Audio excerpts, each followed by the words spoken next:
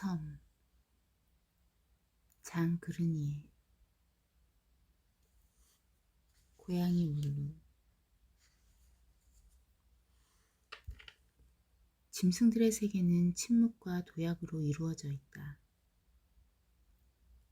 나는 짐승들이 가만히 엎드려 있는 모습을 바라보는 것을 좋아한다. 그때 그들은 대자연과 다시 접촉하면서 자연 속에 푸근히 몸을 맡기는 보상으로 자신들을 살찌우는 정기를 얻는 것이다. 그들의 휴식은 우리들의 노동만큼이나 골똘한 것이다. 그들의 잠은 우리들의 첫사랑만큼이나 믿음 가득한 것이다. 옛날 안타이오스 신과 대지의 신 사이에 존재했던 그 친화를 가장 심각하게 재현하는 것은 바로 그 짐승들이다. 나는 지금 거처하는 호텔에서 한밤중에 잠을 깨는 일이라고는 전혀 없다. 그러나 가령 11월 15일 새벽 3시인 지금처럼 밤중에 잠을 깰 양이면 기침하는 소리, 말하는 소리가 귀에 들린다. 우리 집 고양이가 잠을 잘 때에는 모두가 그의 잠을 방해하지 않으려고 조심을 한다. 이놈은 한참씩이나 가장 좋은 자리를 물색하여 마땅한 곳을 정하고 나면 몸을 웅크리는 즉시 반쯤 잠이 든다. 그러는가 하면 어느새 깊은 잠에 빠진다. 마치 잠드는 각 단계를 계산이라도 하는 눈치다. 이제 그는 행복한 꿈으로 접어든다. 나무 위에 기어 올라가 앉아서 새 한 마리를 노려보는 꿈이다. 그는 새를 가까이에서 붙들어 두고 싶어 한다. 그 새가 마음에 드는 것은 그 색깔이 산뜻해서가 아니라 통통하고 묵직하게 생겼기 때문이다. 물루는 새를 좋아하고 있는 것이다. 사랑하는 상대를 소유하고자 하는 그의 심정이야 짐작하고도 남는다. 그러나 물루가 가까이 다가가면 갈수록 새는 뒷걸음질을 친다. 물루는 새를 유혹해 보려고 애를 쓰지만 헛수고다. 마침내 새는 훌쩍 날아가 버린다. 고양이는 반쯤 잠이 깨어 앓는 소리를 내면서 기지개를 켠다. 또 새 잠이 들기 시작한다. 보다 가볍고 보다 상쾌한 잠. 도해지 여인들이 오전 9시에서 11시 사이에 자는 것과 같은 그런 잠이 들기 시작한다. 고양이들은 바로 이때 부드럽게 쓰다듬어주면 좋아한다. 고개를 뒤로 젖히도록 귀 뒤로 손을 넣고 쓸어주는 것이 좋다. 그러면 턱이며 앞다리 사이의 가슴팍을 쓰다듬어 줄 수 있게 된다. 물루처럼 목걸이를 한 고양이들은 털과 목걸이 사이로 손가락을 넣고 만져주는 것을 좋아한다. 고양이라는 이름에 부끄럽지 않은 자격을 갖추려면 목걸이를 차야 한다. 그러면 그는 이내 암고양이들 사이에서 각별한 성공을 거두게 되고 제 자신에 대해서나 저를 키워주는 집에 대해서 우월감을 갖는다. 이리하여 그는 드디어 귀족이 되는 것이다. 그 새끼들도 태어나면서부터 다른 새끼 고양이들과는 다른 긍지를 갖게 된다. 그들은 후춧가루를 친 싸구려 요리 따위는 아예 먹을 생각도 않고 비프 스테이크라야 받아먹을 것이다. 오로지 자기와 걸맞은 신분을 가진 친구들과만 교제할 것이고 유리한 혼인이 아니면 맺지 않을 것이다. 바로 그 목걸이가 고양이를 매우 인간적으로 만들어 놓는 것이다. 목걸이가 없는 고양이에게 말을 걸어보라. 그러면 차이가 어떤지 알 수 있을 터이다. 앙고라종, 페르시아종, 샴종의 고양이들 중에도 목걸이가 없는 놈이 숱하고 보면 목걸이가 반드시 타고난 종족적 우월성을 표시하는 것은 아니고 주인에게 귀염받고 자랐음을 표시할 뿐이다. 타고난 우월성은 중요하지 않다. 모든 것은 그 고양이가 노골적으로 받은 총애 덕분이고 그저 주인의 우발적인 기분에만 좌우될 뿐이다. 오늘날 실시되고 있는 목걸이 제도는 다른 많은 제도들과 마찬가지여서 우수한 두뇌와는 아무 상관이 없다. 물루는 잠이 깨면 잠자던 침대에서 내려와 창문께로 뛰어간다. 그리고 창턱에 몸을 쪼그리고 앉는다. 그렇지 않으면 지붕 위를 지나 테라스에서 몸을 길게 뻗어서 벽 가까이에 서 있는 월계수 나뭇가지를 타고 정원으로 내려간다. 이제 막 나뭇가지를 치고 난 때에는 지붕 쪽으로 해서 방에까지 다시 올라와 가지고 층계로 내려갈 수밖에 없다. 어렸을 때 이놈은 겁이라곤 전혀 몰랐다. 어지러운 줄도 모르고 낙수 홈통을 타고 걸어 다니기도 했으며 정원에 사람들이 있을 때면 눈길을 끌어 칭찬을 받으려고 살구나무의 맨 꼭대기에 기어 올라가기도 했다.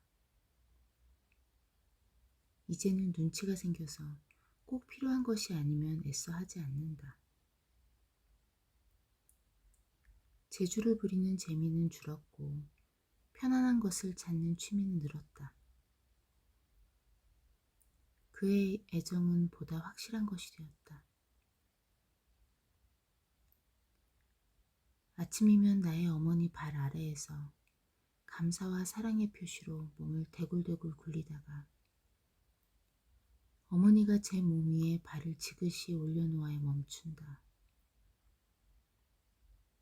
이 중세기적 의식이 만족되면 부엌으로 가서 우유를 마시고 전날 밤에 자신을 위해 준비해둔 찬 음식을 맛본다. 오후에는 침대 위에가 엎드려서 아빠를 납죽이 뻗은 채 가르릉거리는 소리를 내며 잠을 잔다.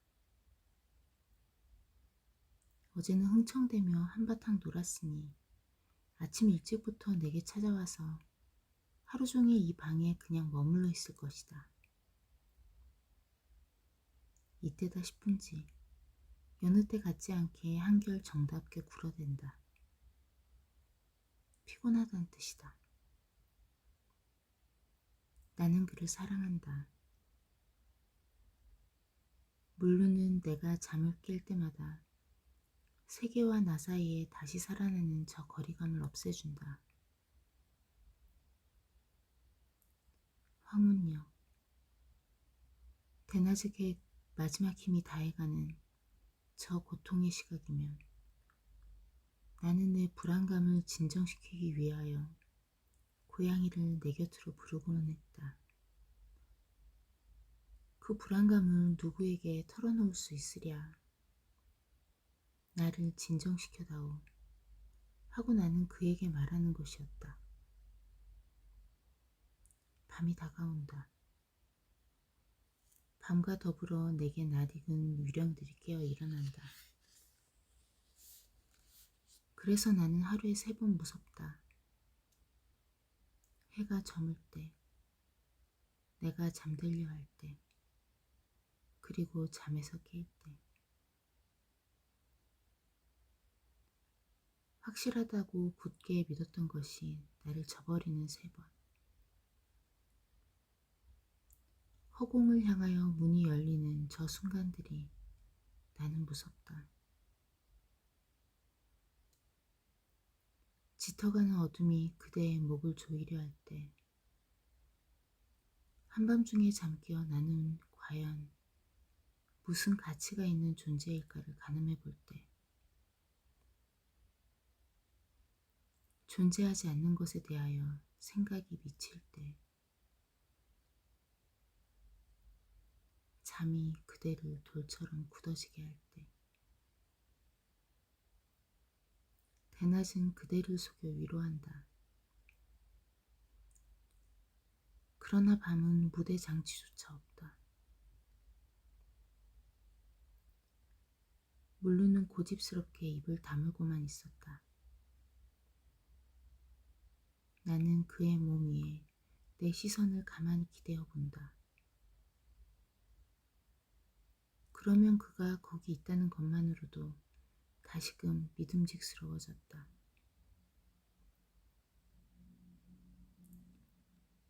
물루를 바라보면서 축복의 순간들을 생각해보자. 지난 어느 날 저녁, 나는 포플러 나무들 밑을 지나다가 그 높은 나뭇가지들이 분간할 길 없이 한데 섞인 것을 보았다. 또 어떤 정오에는 햇빛으로 눈부신 들판 앞에서 나는 보았고, 나는 다 받아들였다. 달빛 비치는 폐허를 앞에 두고 나는 인간은 인간으로부터 유산받을 수 있으며 그 허물어지기 쉬운 선물만으로도 흡족한 것이라는 생각을 했다. 오늘 아침에는 문을 열어젖히자 열기가 확 끼쳐오며 전신을 엄습해왔다. 이것이 전부다. 너는 아무 말도 하려 하지 않지만 나는 내 말을 다 듣는다. 나는 저 꽃이에요. 저 하늘이에요. 또 저 의자예요. 나는 그 폐허였고 그 바람, 그 열기였어요. 가장한 모습의 나를 알아보지 못하시나요? 당신은 자신이 인간이라고 생각하기 때문에 나를 고양이라고 여기는 거예요. 태양 속의 소금같이, 허공 속의 외침같이, 사랑 속의 통일같이 나는 내 모든 겉모습 속에 흩어져 있답니다. 당신이 원하신다면 그 모든 겉모습들은 저녁에 지친 새들이 둥지에 들듯 제 속으로 돌아올 거예요. 고개를 돌리고 순간을 지워버리세요. 생각의 대상을 갖지 말고 생각해보세요. 제 어미가 입으로 물어다가 아무도 찾아낼 수 없는 곳으로 데려가도록 어린 고양이가 제 몸을 맡기듯 당신을 가만히 맡겨보세요. 물루는 행복하다. 세계가 저 혼자서 끝없이 벌이는 싸움에 끼어들면서도 그는 제 행동의 동기가 한낱 환상일 뿐임을 깨달으려 하지 않는다. 놀이를 하되 놀고 있는 제 스스로의 모습을 바라볼 생각은 하지도 않는다. 그를 바라보는 것은 나다. 조그만 빈틈도 없이 정확하게 몸을 놀려 제가 맡은 역할을 다하고 있는 그를 바라보고 있노라면 황홀해진다. 매 순간 그는 제 행동 속에 흠뻑 몰두해 있다. 먹고 싶은 것을 보면 그는 부엌에서 나오는 음식 접시에서 눈을 뗄 줄 모른다. 그의 눈에 가득 찬 욕망은 치열하다 못해 벌써 음식 위로 튀어 올라가 앉은 것만 같다. 그가 무릎 위에 몸을 웅크릴 때에도 제가 가진 모든 애정을 남김없이 쏟아가며 웅크린다. 행동의 빈틈이라곤 찾아보래야 찾아볼 도리가 없다. 그의 행위는 몸부림과 일치하고 몸놀림은 식욕과 식욕은 그의 이미지와 정확하게 일치한다. 이야말로 끝없는 연쇄 조직처럼 일사불란하다. 고양이가 다리를 반쯤 편다면 그것은 다리를 펴는 것이 필요하기 때문이고 또 다리를 꼭 반쯤만 펴는 것이 필요하기 때문이다. 히랍 꽃항아리들의 가장 조화로운 윤곽에도 이토록 철저한 필연성은 없다. 나 스스로를 돌이켜 보노라면 이런 가득함은 나를 슬프게 한다. 나는 내가 인간이구나 하는 느낌을 갖게 된다. 즉 그냥 온전치 못한 존재라는 느낌이 든다는 말이다. 연극이 채 끝나기도 전에 나는 비틀거릴 것이고 내 상대역이 묻는 질문에 해야 할 대답을 잊어버린 채 아무 말도 못하고 멍청하게 서 있게 되리라는 것을 알고 있다. 있어도 있지 않은 부재. 나는 마침내 나 스스로 사랑한다고 자처했던 이 존재들, 그리고 나 자신과 따로 떼어놓을 길 없었던 나를 보고 넋을 잃고 있다. 당혹스러운 어떤 필연성이 나의 조건으로부터 멀리 나를 데려간다. 인간들은 남이 자기의 손아귀에서 벗어나는 것을 좋아하지 않는다. 그것은 자기가 자기 자신의 손아귀에서 벗어나기를 좋아하지 않기 때문이다. 물루가 자신이 고양인 것에 만족해하듯이 인간들은 자신이 인간인 것에 만족해한다. 그러나 물루의 생각은 옳지만 그들의 생각은 틀렸다. 왜냐하면 물루는 마땅히 해야 할 일을 하는 것이지만 인간들의 입장은 성립될 수 없는 것이기 때문이다. 나는 인간들에게 그 점을 설득시켰으면 싶다. 우리들에게는 마땅히 해야 할 일이란 없으며 우리들의 입장이란 성립될 수 없는 입장이라는 것을. 그러니 도망치는 도리밖에 없다. 그런데 발딛고 도망칠 단 한 치의 단단한 땅도 없다. 물루와 사이에는.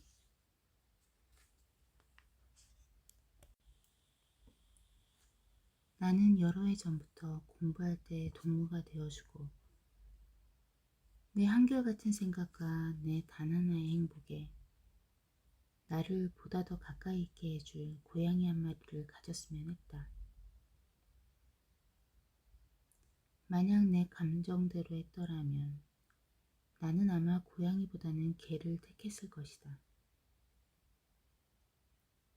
내 생활을 따뜻하게 감싸주는 개의 뜨거운 사랑, 그의 정직한 거동, 반가움을 못 이겨 달려드는 그의 마음씨에 감동된 나머지 나는 인간이 지닌 것 중에서도 가장 사랑스러운 구석을 신뢰하게 되었을지도 모를 일이었다. 그러나 문제는 나 스스로의 자족에 있는 것이 아니었으니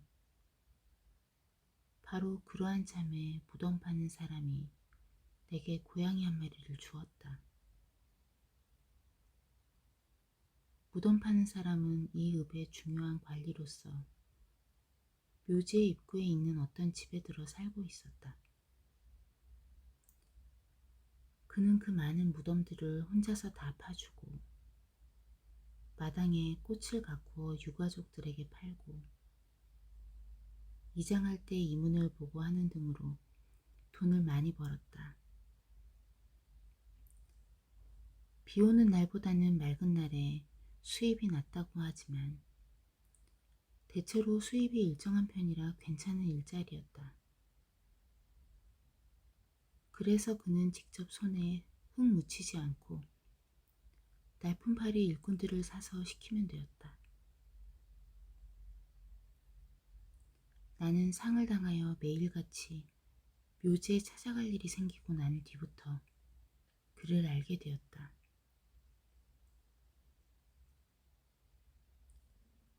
어렸을 적에 나는 묘지를 보면 무서웠다. 해가 환하게 비치는 때에도 내 눈에는 묘지가 어둡고 시커멓게만 보였고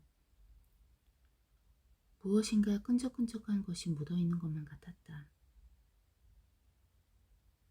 언덕을 등지고 골짜기와 바다의 수평선을 앞에 두고 있는 묘지는 그곳에 늘어선 커다란 주목들 때문에 하늘과 초원과 초록빛 바다와 대조적이었다.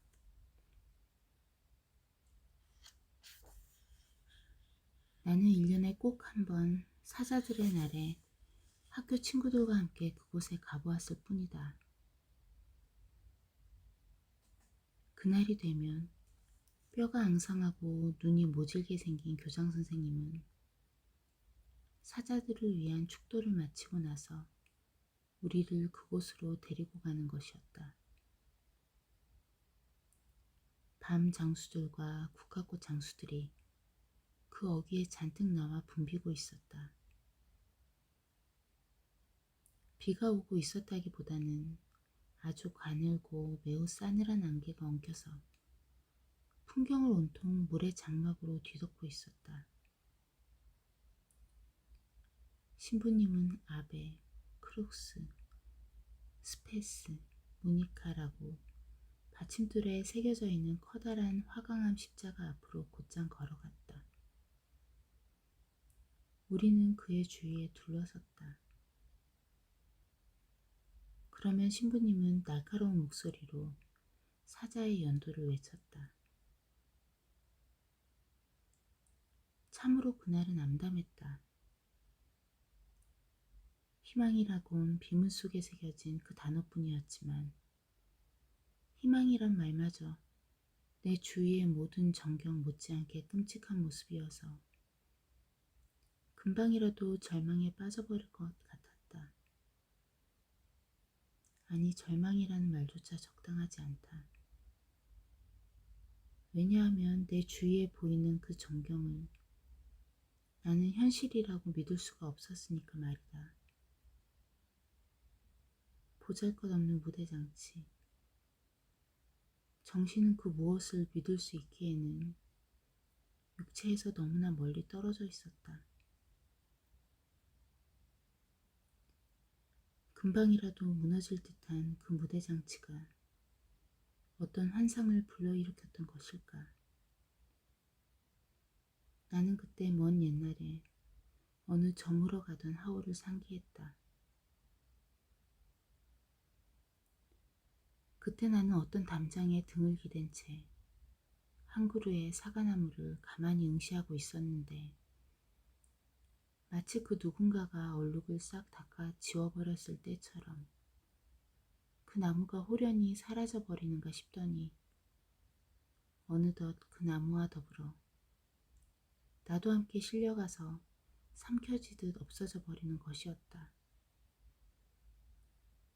그런 섬뜩한 무서움들은 내가 사랑하던 어떤 사람을 잃게 되면서 없어졌다.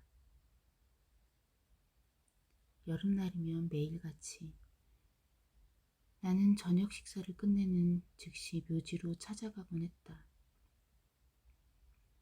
이 도시의 모든 공원들 중에서도 꽃이 가장 많이 핀 곳은 묘지였다. 담쟁이 덩굴들이 장식처럼 덮여있고 하얀 목책으로 둘러싸인 오솔길로 비문이 새겨진 묘석들을 따라 나는 이리저리 거닐었다. 나는 가장 단순한 무덤들을 좋아했다. 모래로 덮은 다음 그 위에 하얀 조개 껍질들로 십자가 하나를 단정하게 만들어 세워놓은 그런 무덤 말이다. 그러나 무엇보다도 내 맘에 드는 것은 각종 빛깔로 자욱이 피어서 향기를 뿜어대며 내 발걸음을 멈추게 하는 꽃들이었다. 묘지 전체가 그 향기에 젖고 정오엔 아직 별로 피곤해지지 않은 산보객들에게 성숙과 침묵 혹은 충만감에서 우러나오는 저 가벼운 도취를 느끼게 해주는 것이었다. 나는 그 평화를 즐겼다. 옛날에는 내게 그렇게도 저기에 찬 모습으로만 보였던 사자들의 땅과의 그 친밀감은 그보다 더 흐뭇하게 느껴졌다. 내가 어떤 사람을 그곳에 맡긴 이후 나는 마치 낯선 고장으로 들어가듯 묘지 안으로 들어가지는 않게 되었다. 내가 얻게 된 어린 고양이는 묘지 안에서 태어난 것이 분명하다. 어미 고양이는 무덤 파는 사람네 것이었다. 고통 때문에 혹은 호기심 때문에 그곳으로 찾아들게 된 사람들 사이로 그 고양이가 무덤 안을 이리저리 쫓아다니는 모습이 흔히 눈에 보이곤 했다. 회색빛 바탕에 호랑이처럼 얼룩무늬가 찍힌 평범하기 짝이 없는 암고양이였다. 새끼들도 어미를 꼭 닮은 모양이었다.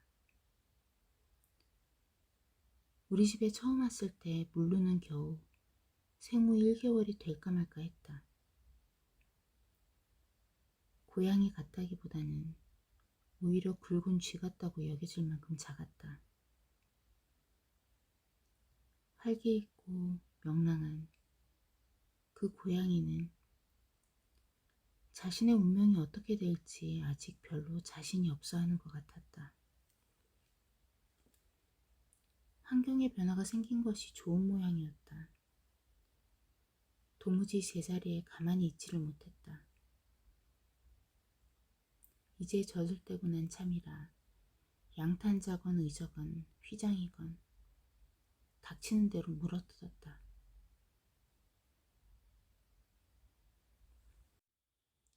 며칠이 지나자 계단 쪽으로 관심을 돌리고 시험을 해보기 시작했지만 그에게는 아직 너무 높았다.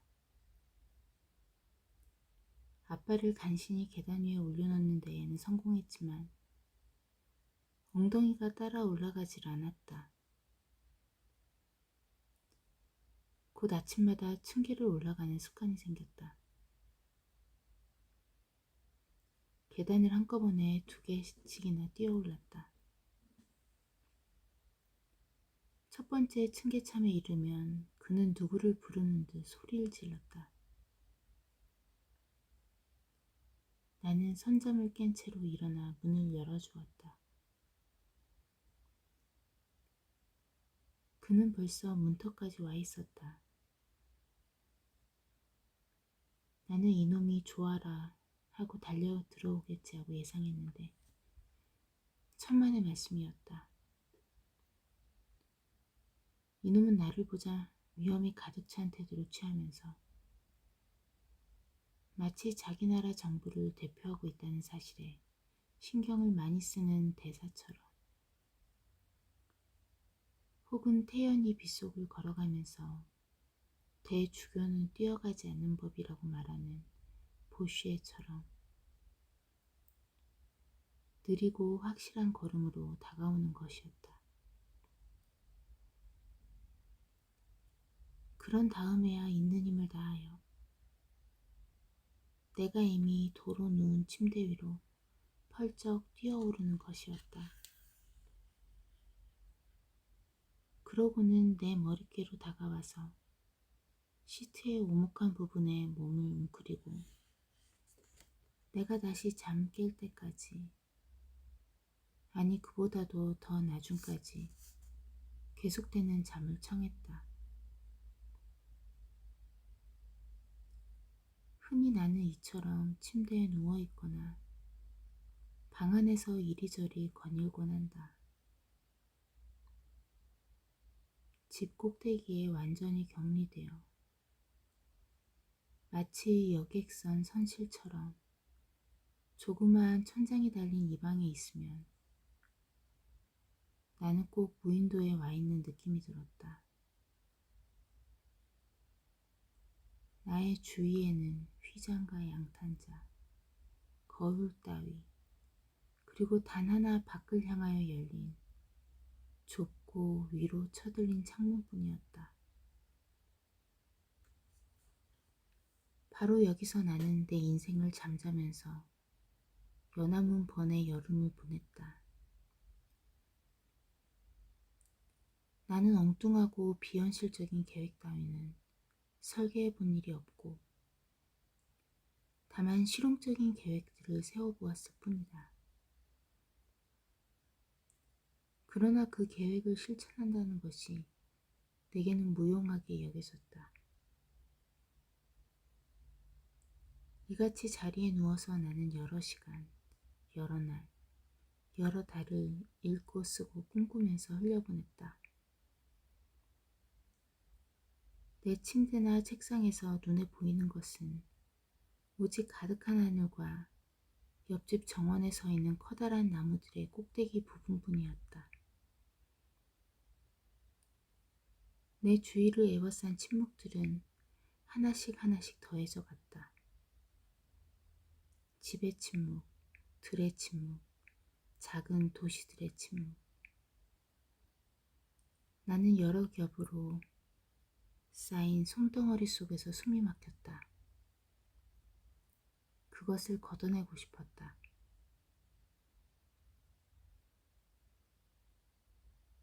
고양이는 아침나절 줄곧 내 곁에 남아있었다.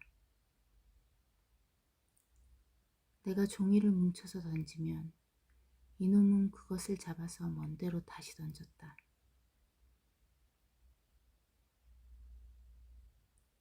얼마나 재미있는 시합이었던가. 나는 그가 침대 밑으로 깊숙이 기어들어가 사라졌다가 다시 나타나서 가만히 엎드려 있다가 또다시 움직이는 모습을 바라보았다. 그러다가 그는 제가 그렇게도 재미있게 열심히 하던 일이 무엇이었는지를 그만 깜빡 잊어버리고는 내가 책을 읽고 있는 책상 위로 뛰어오르는 것이었다. 재미있어 죽겠다는 듯 내가 넘기려는 책장을 발로 가로막고 장난을 걸었다. 또 어떤 때에는 책 위에 들어눕겠다고 떼를 썼다. 그 여름철 아침마다 내가 즐겼던 독서에는 나를 이렇게 동반해준 그 고양이의 채취가 깃들었다.